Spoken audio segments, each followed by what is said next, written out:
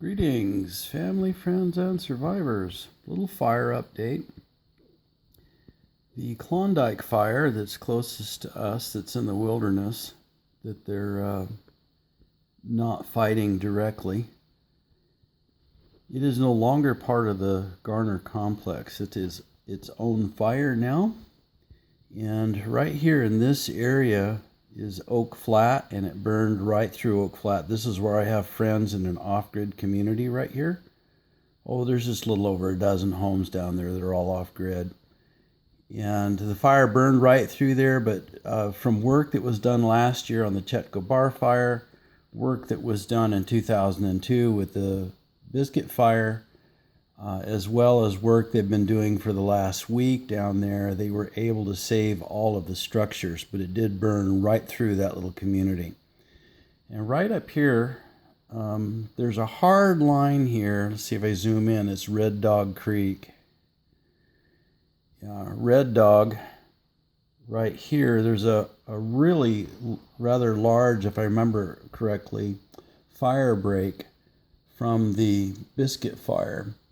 The Biscuit fire was 495,000 acres in the same area, and they put in over 416 miles of dozer line on that fire. And I've been up there in those mountains, and some of those fire breaks are over 100 yards wide. And I think Red Dog Creek has got one of those hard lines. But this is what I've been saying, and folks are a little hesitant to even breathe it because it's terrifying. And that's that this fire here, which is the Tailor Creek fire, and down here off of Riverbanks Road is where I am every Tuesday night down here. And I go down there and I minister to the U-Turn for Christ guys. And Bailey, we actually got Bailey out right here where you see the cursor there. That's where we got our horse. So that's all evac 3, leave now order. Now here's my concern. The Klondike fire here and the Tailor Creek fire, to me it looks like these guys are going to burn together. They're not doing anything out here in the Klondike fire. It's 5% contained, and that's because of old lines that it's contained at all. And in the area off into the Kalmiopsis here to the left, to the west of the Klondike, there's no roads. That's all wilderness. There's no roads at all out there. But between these two fires, you see 4 miles per inch here, so closest probably about 10 miles apart right now. There are roads in that area, but there's also an awful lot of fuel. And my concern is the Klondike grew by half in a little over 24 hours right here. This whole section here was new. This happened in 48 hours, this whole thing right here. And a large portion of that happened in 24. So it's been extreme fire behavior, Haynes level 5, 100 percentile on the extreme. So my concern is, even though there's roads in this area and they can fight the fire directly in between here, their real focus on the Tailor fire is saving the homes that are on the east side of this fire. Now they have the Rogue River on the north. And it's not likely, the Rogue River is a big river. It's just not likely it's going to jump the river. So here to the east side, there's homes all along here. And one of the problems is there's a Waters Creek between here and Highway 199. And this is kind of a natural area. It's north aspect, and the winds that we have could blow that right up Waters Creek. So this whole area in here, everything where the cursor is, this side of the highway, is all at a level 2 right now. So I'm saying the unspeakable, these fires, if we don't do something, have the possibility of burning together. So that asks the next question is there a history in this area of large fires joining. Yes, the Florence fire and the Biscuit fire joined together in 2002.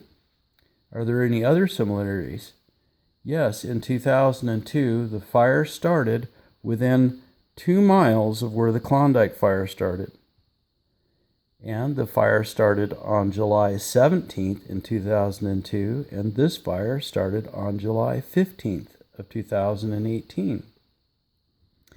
So there's a lot of similarities out here. The last and most critical similarity is with the Biscuit fire that eventually burned 495,000 acres and put a community of 30,000 people at risk for an entire summer. That fire, because of policies in Washington, and sad to say that were in place from the time of President Bill Clinton, if the fire starts naturally in a wilderness area, we're going to let it burn. So that's what they did then, and that's what they're doing now.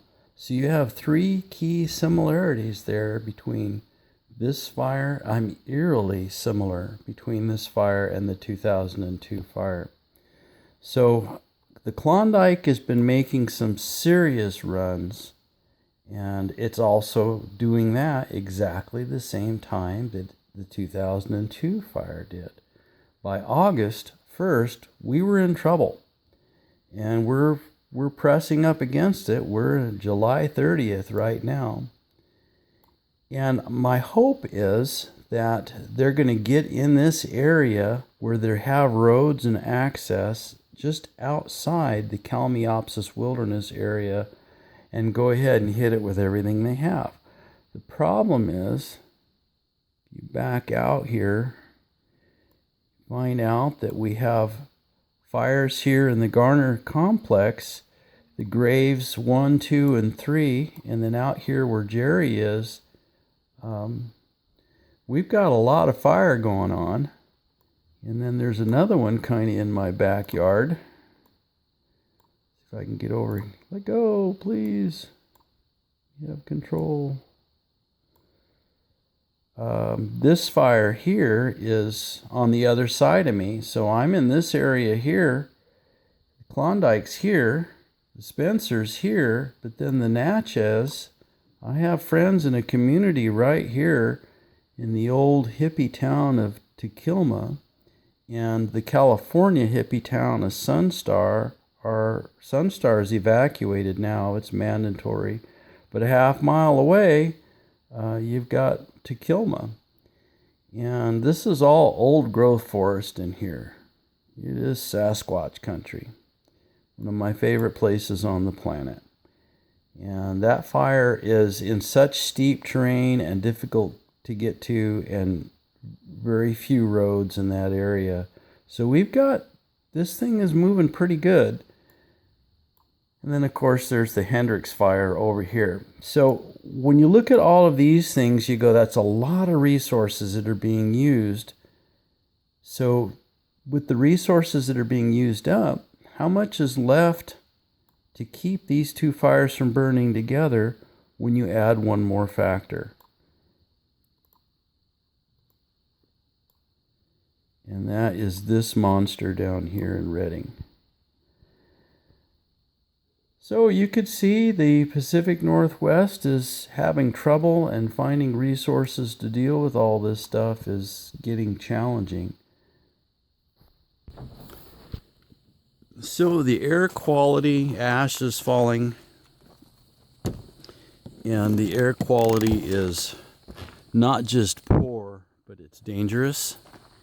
And so where I am right here, and off to the south, another community out there down in that valley, it's hazardous. In fact, dotted all over the map in our area, it's not just poor air quality, it's hazardous air quality. And so people with COPD and asthma and that sort of thing, people with heart conditions, they're really, really struggling. So your prayers would really be appreciated. Even for me today, I was out working this morning, and my head's pounding, and I hurt all over, and I think a lot of it is the smoke. One thing that helped is when our Hendrix fire right out here blew for 2 days, it made so much smoke that it shaded the Tailor fire another 10 miles that way, and it cooled off the Tailor fire enough they could get in some critical lines that had failed. So we definitely could use rain, but typically in the Pacific Northwest in our area, we're not going to see rain until November. We never do. It's just like the spigot turns off somewhere between mid-May to mid-June, and then that's it. You get nothing, and that's just how it is. So you just get floods and snow and crazy torrential downpour weather, and then fire. So I thought that was kind of interesting.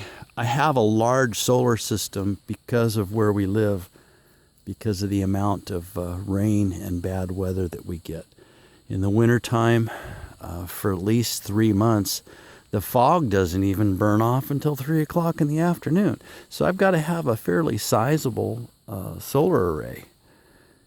And for the last several years, 4 years, I need a lot of solar to get through the summer because of the smoke. And today my solar's been putting out about a third of its potential. Batteries are still full, and we've done laundry and all that all day. There's enough to handle it because there's just a ridiculous amount of solar for this time of year. But it's a good thing that we have it with this smoke. So now the challenge is going to be to finish off the tomatoes, because it's just like everything's on hold. Everything stops growing with this kind of smoke. And you could see what would happen in a nuclear winter situation.